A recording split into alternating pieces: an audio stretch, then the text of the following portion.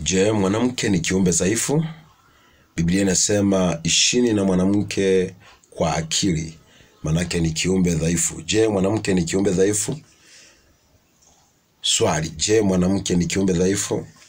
Na kuuliza wewe unanifuatilia, je, mwanamke ni kiumbe dhaifu?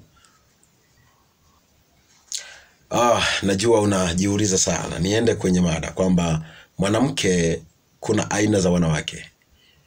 Kuna wanawake aina mbili. Kuna mwanamke aliyeokoka na amempokea Yesu kuwa ni Bwana na Mwokozi wa maisha yake na anamtumikia Bwana. Huyo mwanamke sio dhaifu. Anasema ishini na mwanamke kwa akili, manake ni viumbe dhaifu. Huyo mwanamke aliyempokea Yesu kuwa ni Bwana na Mwokozi wa maisha yake sio dhaifu. Mwanamke aliye kirabuni kule, mwanamke anayejiuza, anayedanga, ambaye anafanya maisha tofauti ya ajabu, huyo ndiye aliye dhaifu. Kwa sababu ndani yake hakuna Roho Mtakatifu, hakuna neema ya Yesu Kristo, hakuna msaada wowote wa Mungu ndani yake ambaye anaweza kufanya mambo mema, kwa sababu yuko chini ya utawala wa Shetani. Manake huyu aliye ndani ya Kristo, manake tayari yeye sio dhaifu tena, amebadilishwa kutoka kwenye udhaifu, yuko kwenye ukamilifu wa Mungu.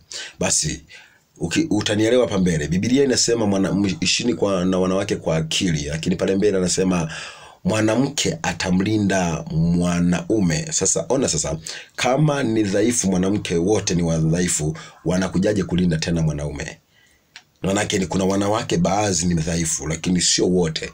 Lakini kuna wanaume ambao wanategemea sana msaada wa mwanamke, kwa maana mwanamke yuko vizuri na anaweza kuwasaidia wanaume kufika mahali fulani.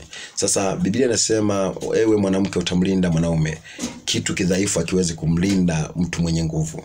Sasa unakuja kuliona hapo tafsiri. Lakini kwenye Biblia pale unaweza ukakuta neno linaendelea kusema kwamba enyi wanawake ni jeshi kubwa. Enyi wanawake ni jeshi kubwa. Manake wanawake pia ni jeshi kubwa sana.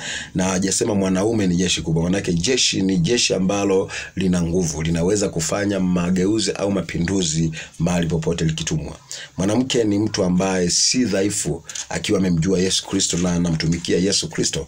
Manake ni mwanamke mwenye kujitambua, ni mwanamke ambaye mwenye uwezo mkubwa wa kimungu, anaweza kuituliza ndoa yake na kuwa salama na kuwa sahihi kwa mazingira mengi, akafikisha mwanamume wake kwenye kusudi kubwa la Mungu. Basi niseme tu, nimalize kwa kusema ni kuchallenge kitu hiki hapa. Wanaume wangapi waliuliwa na Samsoni? Wanaume wangapi waliuliwa na Samsoni?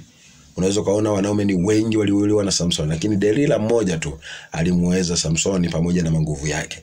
Mwanamke sio kiumbe dhaifu kama tunavyodhani, lakini yule ambaye hajamcha Mungu, hajamchi Mungu, hajaokoka, hana hofu ya Mungu, yupo kule vidabuni anadanga, anafanya ni huyu hana nguvu, anaweza akatumiwa na Shetani vile anavyo. Lakini yule aliye ndani ya wokovu akafundishwa vizuri, huyo sio mtu wa kawaida. Mungu wa mbinguni akubariki. Yawezekana umeipenda huduma hii, unaendelea kuifuatilia account hii na unatamani huduma hii zaidi kusonga mbele, na tunatamani tupeleke mafundisho haya kimataifa na kimataifa. Unaweza ukasupporti kwa sadaka yako. Sadaka yako ambayo tutakupa namba za simu.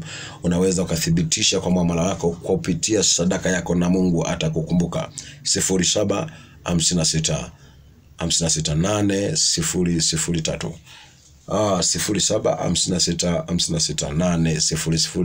003.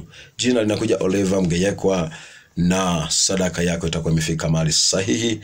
Pastor Nyundo TV, God bless you. I love you so much. Barikiwa na Mungu.